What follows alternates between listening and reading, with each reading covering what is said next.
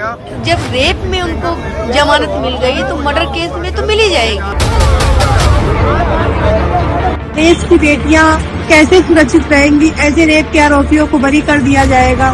लेकिन पुलिस उनके पीड़िता और उनके साथ वालों को उठा ले गई इंडिया गेट से। दिल्ली न्याय व्यवस्था को क्या कहेंगे आप कि जब लद्दाख को पूर्ण राज्य का दर्जा देने की मांग करते हुए आंदोलन करने के गुनाह में सोनम वांगचुक जेल में हो और उन्हें जमानत न मिल पा रही हो। उसी देश में कुलदीप सिंह सेंगर को जमानत मिल गई है जो उन्नाव जैसे जघन्य मामले का अपराधी रहा हो। जमानत देते हुए कोर्ट ने कहा कि इस पर पास्को एक्ट की धारा नहीं लगती और लोक सेवक नहीं है ये, और उसे बेल मिल जा रही है। सोनम वांगचुक को जेल मिल रही है। उत्तर प्रदेश सरकार अखलाक के मामले में मुकदमा वापस लेना चाह रही है। इस देश में जो हो रहा है वो आपके सामने है। जेल में सबसे ज्यादा कौन लोग बंद हैं, कितने अंडर ट्रायल हैं, किनको बेल जमानत सब मिल रही है, और कौन रिहा होने के बाद देश के सामने संकट बन चुका है। मैं चाहता हूं कि इन तस्वीरों को फिर से आप देखिए कि इस देश के इंडिया गेट के सामने दिल्ली में रात के समय उन्नाव की वही पीड़िता धरने पर बैठी, ये कहते हुए कि अगर यही हुआ तो मैं जान दे दूंगी। मैंने जीने का कोई मतलब नहीं निकला कि मेरे साथ इतना गुनाह हुआ और हम गुनाहगार अब बरी हो रहा है। मेरे परिवार को, मेरे बच्चों को कौन बचाएगा? कल को कुछ हो गया तो न्याय नहीं मिल रहा, इसलिए वो बैठ रही है। पुलिस घसीट करके उसे उठा ले जाती है। मैं चाहता हूं कि इस पूरे मामले को समझने के पहले उस पीड़िता को फिर से सुन लीजिए ताकि आपको समझ में आए कि इस मामले को किसकी नजर से देखा जाना चाहिए। जब रेप में उनको जमानत मिल गई तो मर्डर केस में तो मिल ही जाएगी। मेरे चाचा ने क्या किया? मेरे चाचा ने ना किसी बेटी को छेड़ा, ना तो किसी बेटी के साथ रेप किया, ना तो किसी बेटी के साथ कुछ किया, ना तो किसी बहन बेटी को आंख उठा के देखा। लेकिन उस इंसान ने क्या गुनाह किया कि उसको 7 साल हो गए जेल में, बाहर नहीं निकल पाया? क्योंकि कुलदीप सिंह सेंगर पावरफुल है, बीजेपी की सरकार, बीजेपी का ही नेता। अब बीजेपी ने तो अपनी पार्टी से फिलहाल तो निकाल दिया। बीजेपी ने पार्टी से निकाल दिया, लेकिन जो उनके समर्थक हैं, जो उनके लोग हैं, वो तो बीजेपी में। अभी जो आप और आरोप लगा रही थी, ये सारी मारपीट के जो गवाह हैं उनकी सिक्योरिटी हटाई गई, इसको लेकर के आप लोग कभी कोर्ट गए एप्लीकेशन या पुलिस के पास गए शिकायत लेकर के? पुलिस के पास गई, एप्लीकेशन कई लगाई है, कई रजिस्ट्री की है, लेकिन पुलिस ने कोई एक्शन नहीं लिया, कुछ नहीं किया। मैं कोर्ट में भी लगाया, कोर्ट ने भी अभी सुरक्षा का ऐलान नहीं किया है। लेकिन ऐसे मेरा परिवार, ऐसे मेरे पैरोकार, ऐसे मेरे गवाह, ऐसे मेरे जवंतिया सब सेफ नहीं है, क्योंकि उस बंदे को बेल मिल गई है, कुलदीप सिंह सेंगर रेप के आरोपी। पीड़िता के कई बयान वायरल हो रहे हैं, और जो इतना वायरल होने वाले बयान हैं वो आपको रोंगटे खड़े कर देंगे अगर आप में मनुष्यता है तब। अगर उस जगह पर आप अपने किसी परिचित को देखें, अपने घर परिवार की बहन, बेटी, मां को रख लें, तो आप सिहर उठेंगे। ये डर, ये खौफ, ये चिंता, ये अफसोस, ये गुस्सा हर किसी का क्यों नहीं होता? उस पर क्या बीत रही होगी, इस बात को कौन समझेगा?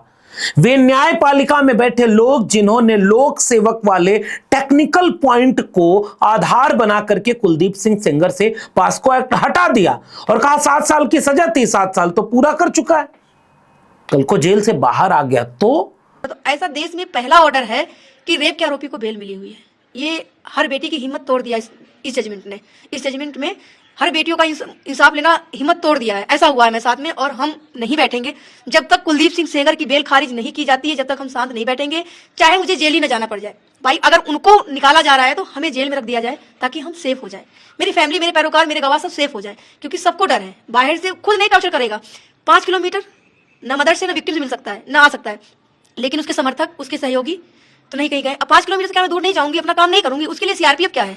मैं कई हादसे देखती हूँ कि आज सीआरपीएफ को ऐसा हो गया, ऐसा अटैक हो गया, ये हो गया, तो उसको अगर मरवाना ही है गुंडों से सुपारी देके, उसने सुपारी भी दे रखी है हमारे नाम से कि 1 करोड़ की सुपारी दे रखी है मारने की, लेकिन उस इंसान का भी नाम नहीं मालूम पड़ा किसी। मैं चाहता हूं कि निर्भया एक मामला हुआ था, यूपीए 2 की गवर्नमेंट थी और निर्भया जो कि एक बदला हुआ नाम है, उसके साथ एक जघन्य वारदात हुई, दिल्ली में हुई। पूरा देश गुस्से में आ गया, सड़कों पर उतर गया, सरकार के खिलाफ इतने गुस्से वाले प्रदर्शन हुए, लोग संसद भवन की इमारतों, राष्ट्रपति भवन, प्रधानमंत्री कार्यालय तक के सामने पहुंचकर गुस्सा दिखा रहे थे। उबल गया पूरा देश कि किसी बहन, बेटी या मां, एक महिला, उसकी सुरक्षा कहां है। अब वो लोग कहां हैं और ये सब हो रहा है उनको पता नहीं। और इतने होने के बाद उसी निर्भया की मां क्या कह रही हैं, आपको सुनना चाहिए। ये तो एक रूल नया बनाया जा रहा है, जैसे कि और जेल में है वो भी कहेंगे कि हमको फांसी की सजा हुई है तो उसको खत्म करके फिर सुनवाई की जाए, तो ऐसा नहीं होना चाहिए। पता न कौन से कोर्ट कहाँ से हो रहा है ऐसे, ये तो पहले बार ऐसा हो रहा है। तो 500 किलोमीटर दूर रहो या घर में रहो, उससे कोई फर्क नहीं पड़ता। फर्क ये पड़ता है कि आपने क्राइम किया है, आपको सजा मिली है।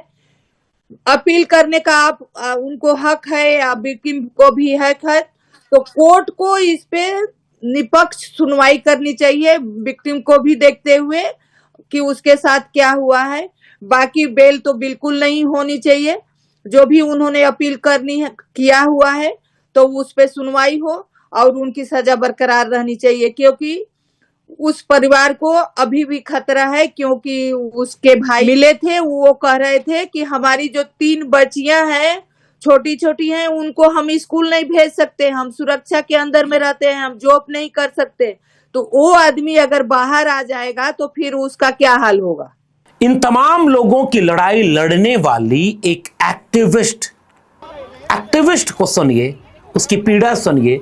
देश में कितनी दूर तक इसकी आवाज जा पाएगी, ये मैं आपके विवेक पर छोड़ देता हूं। इनको पूरा खतरा है, और खतरा सिर्फ बोलने का नहीं है, इनके परिवार की हत्या कर दी गई है। आपने देखा, पिता को कस्टडी में मार दिया, वकील को गाड़ी से उड़वा दिया, इनको गाड़ी से उड़वा दिया। आज की डेट में इनकी टांग पूरी रॉड डली हुई है, हाथ में रॉड डली हुई है, 200-250 टांके आए हैं, इनको पूरा फेस कटा हुआ है इनका। 6 महीने अस्पताल रही, वेंटिलेटर पर रही है, तो मजाक है क्या ये।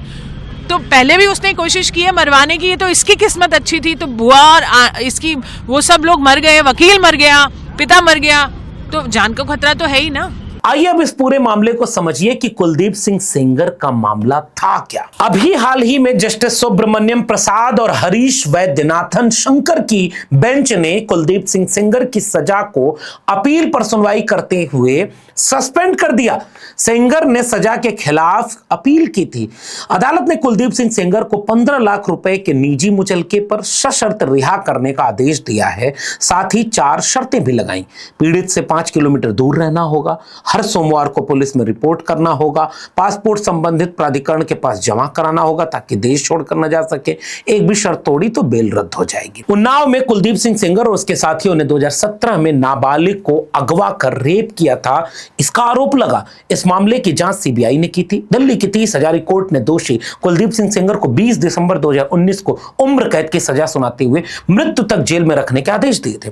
सेंगर पर 25 लाख का जुर्माना भी लगाया गया। विधानसभा सदस्यता रद्द की गई, बाद में जाकर उसे पार्टी से निकाला गया। उस समय कोर्ट ने सेंगर को अधिकतम सजा सुनाते हुए कहा था कि सेंगर के लिए कोई सहानुभूति नहीं है। एक लोकतांत्रिक व्यवस्था में एक लोक सेवक होने के नाते सेंगर को लोगों का विश्वास प्राप्त था, जैसे उसने तोड़ा और दुराचार का एक ही कृत्य ऐसा करने के लिए काफी है। इस पूरे मामले को यहां तक समझिए कि इसके मामले की भयावहता कितनी क्रूर थी, सिहर जाएंगे आप। वैसे ही इस देश में महिला उत्पीड़न देश में बढ़ता जा रहा है, या यूं कह लें कि पहले महिलाएं हिम्मत करके बोल नहीं पाती थीं, मुकदमे दर्ज नहीं होते थे, और बहुत जगहों पर परिवेश भी ऐसा बना है कि कोई बोल ना पाए, मुकदमे दर्ज ना हो पाए। बावजूद इसके जो दर्ज हो रहे हैं आंकड़े वो बढ़ते जा रहे हैं। इसलिए इस मामले को जरा समझ लीजिए। दैनिक भास्कर के मुताबिक 4 जून 17 को पीड़िता नौकरी मांगने कुलदीप के पास गई। विधायक के घर पर उसका रेप हुआ। 11 जून 2017 को पीड़िता गायब हो गई।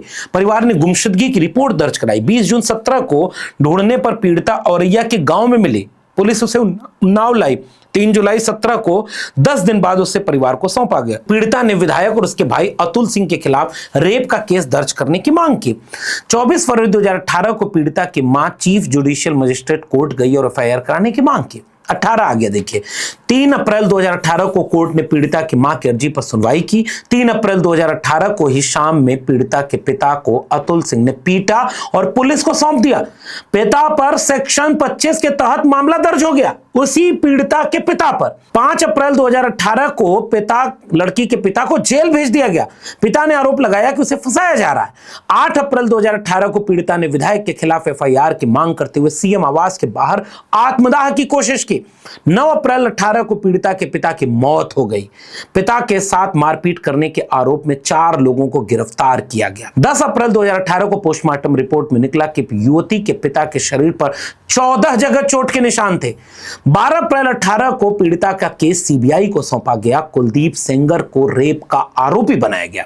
13 अप्रैल 2018 को कुलदीप सेंगर को सीबीआई ने पूछताछ के लिए हिरासत में लिया। बाद में उसे गिरफ्तार कर न्यायिक हिरासत में भेज दिया गया। 11 जुलाई 2018 को सीबीआई ने पहली चार्जशीट दायर की जिसमें विधायक कुलदीप सिंह सेंगर का नाम रखा गया। 13 जुलाई 18 को दूसरी चार्जशीट दायर हुई जिसमें पीड़िता के पिता को फंसाने के लिए कुलदीप, उसके भाई अतुल और कुछ पुलिस वालों का नाम आया। 28 जुलाई 2019 को पीड़िता अपनी चाची, मौसी और वकील के साथ रायबरेली जा रही थी। उसकी कार को ट्रक ने टक्कर मार दी। हादसे में पीड़िता की चाची और मौसी की मौत हो गई। बिल्कुल सिनेमा के अंदाज में आप देखिए, एक के बाद एक ये घटनाएं होती जा रही हैं। रेप के बाद वो जब पुलिस के पास जा रही है, फिर पिता को पीटा, पिता की मौत, पिता को जेल, उसके बाद मौत, उसके बाद गाड़ी से जा रहे हैं, मौसी मारी जा रही है, ट्रक मार दे रहा है। सिनेमा में जैसे आप देखते थे ना, उस तरह का भयानक दृश्य इस पूरे केस में है। आगे सुनिए फिर क्या होता है। 14 अप्रैल 2019 को पीड़िता के पिता के मामले में मौत में सेंगर समेत 9 लोगों पर कोर्ट ने आरोप तय कर दिए। 11 अक्टूबर 2019 को पीड़िता की कार पर हमला के मामले में सीबीआई ने कुलदीप सिंह सेंगर के खिलाफ चार्जशीट दायर की और 16 दिसंबर 2019 को कोर्ट ने कुलदीप सिंह सेंगर को अपहरण और बलात्कार के मामले में दोषी ठहराया। और इसके बाद एक विवादित बात सामने आती है कि विधायक लोक सेवक होगा या नहीं होगा। ये कैसे तय होगा? मैं ये आपके विवेक पर और कानून के विशेषज्ञों के विवेक पर छोड़ देता हूं। एक तरफ तो ये मिलता है कि जो जनता के द्वारा चुना गया है और जिसमें जज ने जब सजा सुनाई थी कुलदीप सिंह सेंगर को, तब भी बोला था कि ये लोक सेवक है और इसने भरोसा तोड़ा है। अब कोर्ट कह रहा है कि ये लोक सेवक नहीं है, इसलिए पास्को एक्ट नहीं लग सकता, 7 साल की सजा हो सकती है, वो पूरी हो गई। अब इसे छोड़ दिया जाए 4 शर्तों के आधार पर। बाकी फैसला मैं आपके हाथ में छोड़ देता हूं। मगर सरकार की भूमिका क्या होनी चाहिए? अखलाक का मामला आपको याद है या नहीं याद है? उत्तर प्रदेश में फ्रिज में मांस रखा है और वह किसका है? ये फ्रिज के बाहर, घर के बाहर वालों को पता चलता है। लाउड स्पीकर से ऐलान, भीड़ का हमला और अखलाक के लिंचिंग के बाद मौत।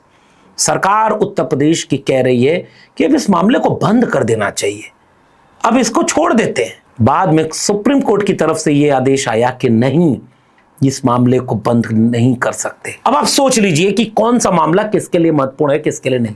और सोनम वांगचुक के मामले से जहां से मैंने बात शुरू की थी, सोनम वांगचुक ही क्यों, उमर खालिद को आज तक जमानत नहीं मिली, राम रहीम को जमानत ही जमानत मिलती जा रही, पैरोल पर रिहा, तो इस पर रिहा, उस पर रिहा, आसाराम पर रिहा, आसाराम भी जमानत पर, बेल पर बाहर, अब कुलदीप सिंह सेंगर भी बाहर।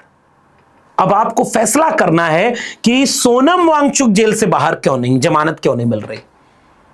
बाकी मैं आपके विवेक पर छोड़ता हूं कि आपको उलझाया जाएगा, धर्म, जाति, इन पे उन पे लड़ाई होती रहे, असली मुद्दों से ध्यान भटकते रहे और पीछे से देखिए कितने बड़े बड़े मामले हो रहे हैं। जो मामला मीडिया में इतना ज्यादा आया, जिसमें पूरे देश में चर्चा हुई, जिसको कोर्ट ने इतना बड़ा गलत साबित किया, अगर उस मामले में अब इस दिशा में फैसले आने लगेंगे तो जो लोग, जिन पर न कोई कैमरा पहुंच पाता, न माइक पहुंच पाता, जो कहीं किनारे अन्याय अत्याचार सहते जा रहे होंगे, उनका मनोबल बढ़ेगा या गिरेगा? और अन्याय अत्याचार करने वालों का मनोबल बढ़ेगा या घटेगा? कुलदीप सिंह सेंगर की जितना भाजपा के नेताओं के साथ फोटो है, इनको देखते हुए आप विचार करिए कि आप क्या सोचते हैं कि इस तरह के मामले पर जो फैसला हुआ है वो कितना जायज है। वीडियो अगर जरूरी लगे तो इसे लोगों तक शेयर करना मत भूलिएगा। फिलहाल इस वीडियो में इतना ही। मेरे चैनल को सब्सक्राइब नहीं किया है तो जाते जाते चैनल को सब्सक्राइब करना मत भूलिएगा। बेल आइकॉन यानी घंटी की बटन दबाएं, अगली वीडियो की सूचना पाएं, ज्वाइन करें ताकि हमें हिम्मत मिले। अगर आप इस वीडियो को ट्विटर यानी एक्स या फेसबुक पर देख रहे हैं तो डॉक्टर लक्ष्मण यादव को फॉलो और सब्सक्राइब करना मत भूलिएगा। फिर मिलेंगे, तब तक के लिए बहुत बहुत धन्यवाद।